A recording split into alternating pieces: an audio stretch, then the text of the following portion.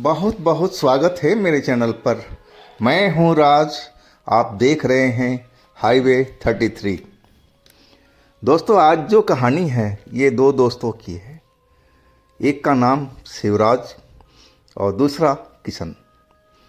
दोनों जिगरी दोस्त थे और ये हरियाणा के रोहतक डिस्ट्रिक्ट के रहने वाले थे। और ये घटना 1986 की आसपास की है। तो चलते हैं दोस्तों इनकी कहानी में। लेकिन आपने मेरे चैनल को सब्सक्राइब नहीं किया है तो प्लीज़ कर लीजिए और साथ में बेल आइकन को भी प्रेस कर दीजिए ताकि आप मेरा वीडियो का नोटिफिकेशन आपको मिलता रहे। तो चलते हैं हाईवे 33 के एक सफ़र पर। आप तैयार हो जाइए। दोस्तों, मेरा नाम शिवराज है और ये कहानी शुरुआत होती है मेरे दोस्त के साथ। दोस्त को एक ज़मीन चाहिए थी जो रोड के किनारे पर थी। उसकी बहुत दिनों से उस ज़मीन पर नज़र थी। वो एक लकड़ी का आरा मिल पहले हुआ करता था, लेकिन बहुत सालों से वो बंद हो चुका था। और वो जो हमारा दोस्त किशन है उसको ज़मीन चाहिए थी। वहाँ पर कुछ वो बनाना चाहता था और वो जगह उसको सूट कर गई थी। शहर से थोड़ी दूरी पर थी, लेकिन लोकेशन बहुत बढ़िया था। आने वाले वक्त में वो सही पैसा देने वाली जगह थी। लेकिन सौदा बन नहीं पा रहा था। मुझे किशन ने बोला कि भाई, मेरी अभी शादी नहीं हुई थी, ना किशन की हुई थी। किशन लगभग 28-29 साल का हो गया था और मैं भी 27 के आसपास का हो गया था। लेकिन किशन में एक कमियां थी।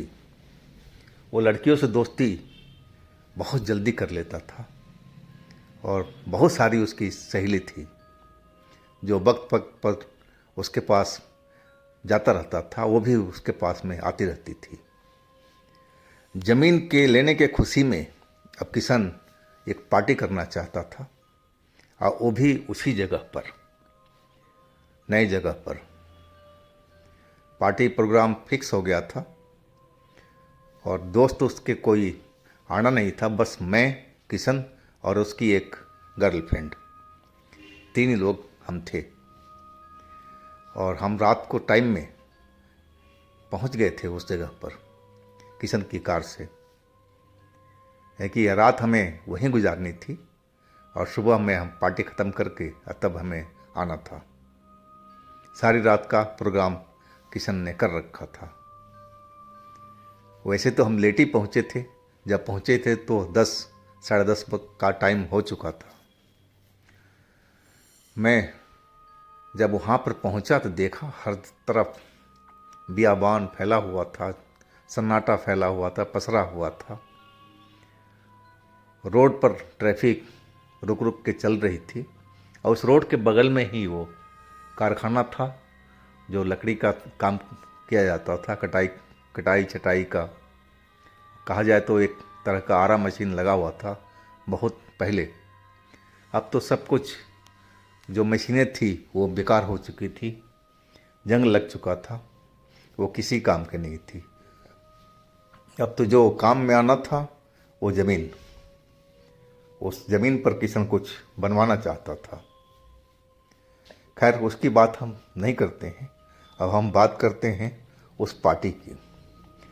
पार्टी में बियर भी थी, विस्की भी थी, खाने पीने का बहुत सारा सामान था और म्यूजिक सिस्टम भी लेकर के आया था किशन। और हम एंजॉय कर रहे थे पार्टी का। अब रात का करीब 12:30 बज गया था। मैं जो कमरा बनाया हुआ था उसी में हम लोग का पार्टी चल रहा था। खैर, वो कमरा तो बहुत पहले से ही बना था, बस किशन ने उसको साफ़ सफाई करवा करके और सही एक रंग ढंग उसको दे रखा था। कमरा चमक गया था। वो रात का करीब आधी रात बीतने के बाद में किशन बाहर निकला बाथरूम जाने के लिए। और हम तो अपने बस नशे में थे बियर का, और लगातार म्यूजिक चल रही थी, हम डांस कर रहे थे, और साथ में वो लड़की थी किशन की गर्लफ्रेंड, वो भी डांस कर रही थी। और किशन चला गया था बाथरूम करने के लिए, लेकिन आधा पौना घंटा हो चुका, किशन नहीं आया। मुझे ही होश आया कि अरे बहुत देर होगी, किशन कहाँ चला गया। तब ध्यान आया कि वो तो बाथरूम गया है। और मैं फिर दरवाज़ा खोल दिया, दरवाज़ा भिड़ा हुआ था बाहर का, और मैं बाहर निकल आया। बाहर में किशन को आवाज़ देता देता हर जगह देखने लगा, लेकिन किशन का कहीं अता पता नहीं था।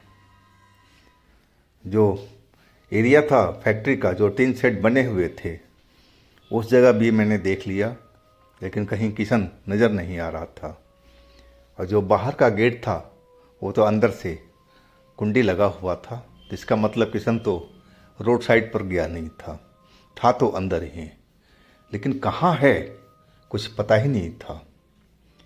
मैं चिल्लाता हुआ ढूंढ रहा था, किशन किशन कहाँ हो, आवाज़ दो, लेकिन किशन का कोई जवाब नहीं आ रहा था। मैं परेशान हो चुका था, जो बियर का नशा था मेरी वो उतर चुका था। मैं अंदर गया, उस लड़की को जो सोफे पर, सोफा तो नहीं बोल सकते, लकड़ी का ही वो बना हुआ था, लेकिन गद्दा नहीं था उस पर, तो उस पर बैठी हुई थी। म्यूजिक अभी बज रहा था, लेकिन वहाँ भी किशन मुझे दिखाई नहीं पड़ा। मैंने लड़की से पूछा कि किशन तो नज़र नहीं आ रहा है, पता नहीं कहाँ चला गया है। वो लड़की नशे में थी, बोली कोई बात नहीं, जाने दो। और बैठी बैठी वो अब लग रहा था कि सो जाएगी, नशा उसको काफ़ी चढ़ गया था, मुझे महसूस हो रहा था। फिर मैं बाहर निकल आया और पूरा एक एक जगह दोबारा से देखना शुरू किया। जो बाथरूम बना हुआ था वो तो उसका दरवाज़ा तो खुला ही था, उसका मतलब उसमें था ही नहीं, फिर भी मैं जा कर के देख लिया, नहीं मिला। मैं परेशान हो चुका था। पूरा एक राउंड पूरी फैक्ट्री का, उस जगह का ले लिया था। बाउंड्री जो किया हुआ था वो बहुत ऊंचा ऊंचा था, और उस पर से कोई चढ़ कर के बाहर चला जाए ये भी मुमकिन नहीं था बिना सपोर्ट का। तो आखिर किशन कहाँ गया। और तभी एक जगह से आवाज़ आई, जो कोई स्टोर टाइप का था वो। मैं आवाज़ सुनता हुआ और उधर चला गया। जब मैं उस स्टोर के पास में पहुंचा तो लकड़ियाँ गिरने की, जैसे लकड़ी का गट्ठर रखे हुए थे वहाँ पर, पुरानी लकड़ियाँ थी, और उसका गिरने की आवाज़ आई। और दरवाज़ा खुला हुआ था, लेकिन अंदर में दिखाई नहीं पड़ रहा था, अंधेरा था। मैं आवाज़ मारने लगा, किशन तुम यहाँ पर हो क्या, बोलो तुम यहाँ पर हो। और तभी एक दो लकड़ियाँ और गिरी अंदर से। मुझे लगा कि कोई ना कोई तो इसमें है, शायद किशन तो यहाँ नहीं आ गया है नशे में। लेकिन मैं अंदर देख रहा था, मुझे कुछ दिखाई नहीं पड़ रहा था, क्योंकि अंदर में काफ़ी अंधेरा था। मैं बल्ब देखने लगा, स्विच वगैरह वहाँ पर कोई था ही नहीं, ना बल्ब जलने का कोई व्यवस्था थी। अब मैं सोचा कि मैं कैसे रोशनी करूं। तभी अंदर से जैसे किसी ने किशन को अपने हाथ में उठा करके बाहर फेंका हो। और वैसे किशन तो हेल्दी लड़का था, वो इतना कमज़ोर नहीं था कोई उसको उठा करके अपने हाथों से बाहर फेंक दे। और वैसे ही लगा कि वो बाहर आकर के मेरे पास में ही जाकर आकर के गिरा, और वो बेहोश था। मैं उसको देख करके चिल्ला पड़ा ज़ोर से, डर से, कि आखिर ये कैसे अंदर से किसी ने फेंका इसको, अपने आप तो ये जम करने से रहा। और तभी मुझे उस कमरे में से एक आकृति दिखाई पड़ी जो बिल्कुल काली काली नज़र आ रही थी, और उसका जो चेहरा था वो मुझे क्लियर दिखाई नहीं पड़ रहा था, बस उसकी आंखें थी वो लाल लाल चमक रही थी। मुझे समझते देर नहीं लगी कि ये कोई प्रेत है या भूत है या पिशाच है। मैं चिल्लाने लगा, बचाओ बचाओ, मेरे मुंह से यही निकल रहा था। और जो लड़की थी वो अंदर ही थी, अभी म्यूजिक बज रहा था, उसको कोई फ़र्क ही नहीं पड़ा था। किशन मेरे आगे में गिरा हुआ था, अब बेहोश पड़ा हुआ था, उसके नाक से खून निकल रहा था, मैं देखा। और वो जो आकृति थी काली वाली वो बाहर निकली और उसने मेरी तरफ देखा, और फिर एक जो लकड़ी का गोदाम था वो साइड में चलता चला गया, और फिर वो पलट करके नहीं देखा और जा करके अंधेरे में गायब हो चुका था। मैं डर से कांप रहा था बुरी तरह से, मैं लग रहा था कि मेरा हार्ट ही अटैक हो जाएगा, इतना मैं डर चुका था। आखिर ये क्या था, मुझे कुछ उस वक्त तो मेरे को यही लग रहा था कि मैं इस जगह से कैसे अपने दोस्त को लेकर के भागूं। मुझे यही लग रहा था कि मैं कैसे इस जगह से निकलूं, लेकिन मुझे पता लग गया था उसको देख कर के कि ये कोई मामूली इंसान नहीं था, ये कोई प्रेत भूत शैतान ऐसा ही था ये। और ये जगह बिल्कुल हमारे लिए सुरक्षित नहीं है इस वक्त में। मैं किशन को उठाने लगा था। किशन तो सांसें चल रही थी लेकिन बेहोश था, और उसके नाक से ब्लड काफ़ी निकला हुआ था। मैं ज़ोर ज़ोर से उठाने लगा लेकिन किशन होश में नहीं आ रहा था। अब मैं क्या करूं, किशन मेरे से बहुत हेल्दी था, मेरे अकेले से उठने से मैं उठा नहीं सकता था उसको। अब मैं भागा उस कमरे में जहाँ वो लड़की बैठी हुई थी, जिस कमरे में पार्टी चल रहा था। अब मैं जाते ही लड़की की तरफ देखा, वो तो उसी सोफे पर सो गई थी। म्यूजिक अभी बज रहा था। मैंने म्यूजिक बंद किया और वहाँ से पानी की बोतल उठाया और उल्टे पैर वापस वहाँ पर गया। किशन के चेहरे पर पानी वानी डाला और झकझोरता रहा कि भाई उठ किशन, उठ जा मेरे दोस्त, उठ। काफ़ी देर के बाद में किशन आंखें खोला और मेरी तरफ देखने लगा जैसे मैं कोई अजूबा हूँ उसके लिए। फिर मैं बोला, किशन तू सही है ना, होश में है ना, क्या हुआ था बता। किशन अभी मेरी तरफ ताक रहा था। मैं समझ गया कि अभी भी ये सही नहीं है। फिर मैं पानी उसके चेहरे पर डाला, तब जा कर के वो आंखें पूरी तरह से खोला। मैं उसका हाथ पकड़ करके उठाने की कोशिश करने लगा तो उठ गया। और उसके बाद हम उस कमरे में आए। किशन का पूरा चेहरा नाक से जो खून बह रहा था उसे भीगा हुआ था, काफ़ी ज़्यादा मात्रा में उसके नाक से खून निकला हुआ था, जैसे कोई चोट लगी हो उसको नाक पर, मुझे ऐसा ही लग रहा था। जब वहाँ पर हम बिठाए सोफे के पास में और पूछने लगा कि भाई कैसा है तू अब, वो बोला ठीक हूँ लेकिन यहाँ से चलो।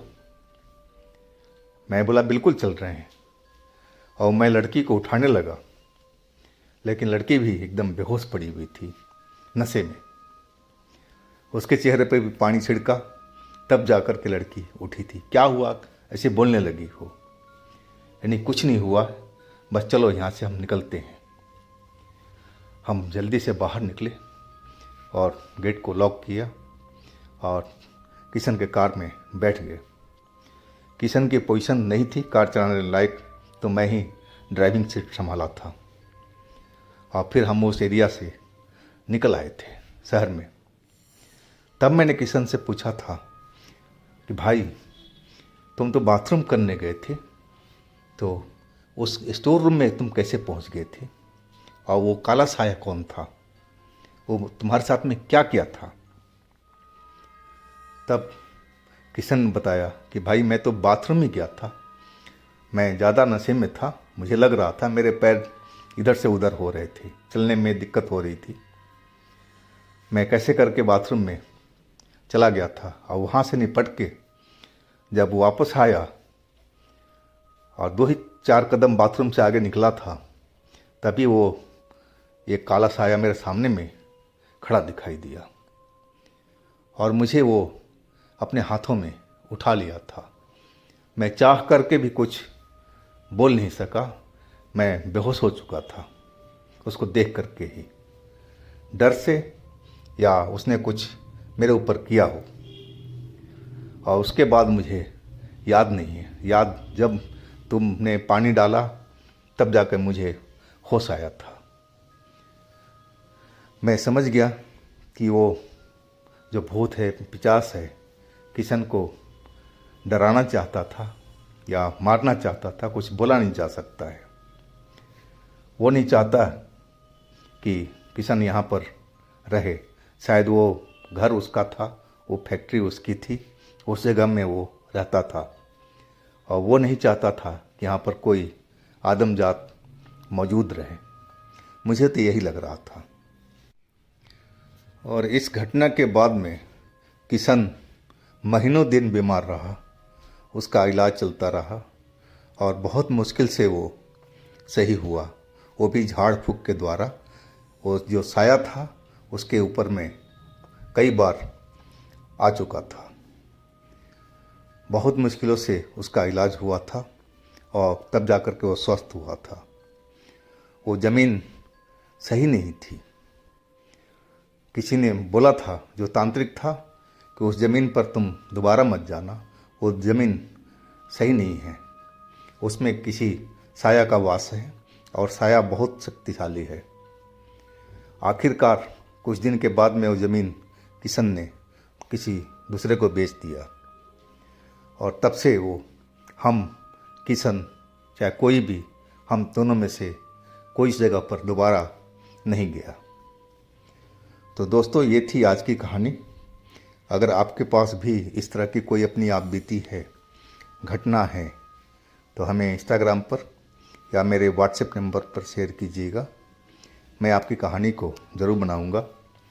और मेरे चैनल को सब्सक्राइब कीजिएगा, लाइक कीजिएगा, शेयर कीजिएगा और साथ में मेरे दूसरे चैनल पर विजिट कीजिएगा। लिंक मैं डिस्क्रिप्शन बॉक्स में दे रखा हूँ, उसमें भी अच्छी अच्छी कहानियाँ भरी पड़ी हैं। तो दोस्तों, हम कल मिलते हैं एक नई कहानी के साथ में। आप लोग अपना बहुत ख्याल रखिएगा। नमस्कार।